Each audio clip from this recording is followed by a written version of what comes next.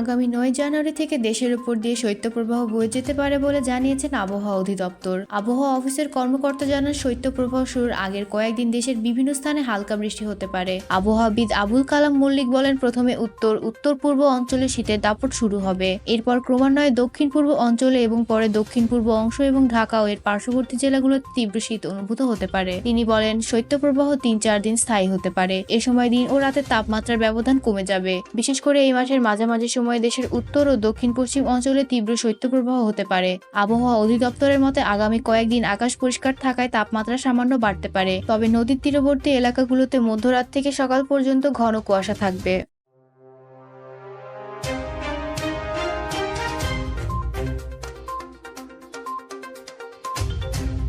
আগস্টের খাদ্য মূল্যস্ফীতি কমে হয়েছে 11.36%। ডিসেম্বরের মূল্যস্ফীতি কিছুটা কমলেও এখনো 10%-এর উপরে আছে। বাংলাদেশ পরিসংখ্যান ব্যুরো তথ্য অনুযায়ী ভোক্তা মূল্য সূচক ডিসেম্বরে কমে 10.89%-এ দাঁড়িয়েছে, যা নভেম্বরে ছিল 11.38%। সংশ্লিষ্টরা বলেছেন, বাজারে শীতকালীন সবজির সরবরাহ বাড়ায় খাদ্যপণ্য দাম স্থিতিশীল ছিল, এতে মূল্যস্ফীতি কমেছে। বিবিএস তথ্য অনুযায়ী ডিসেম্বরে খাদ্য মূল্যস্ফীতি কমে দাঁড়িয়েছে 12.92%, যা নভেম্বরে ছিল 13.80%। এছাড়া খাদ্য বহির্ভূত পণ্যের মূল্যস্ফীতি কমে দাঁড়িয়েছে 9.26%, যা আগের মাসে ছিল 9.39%।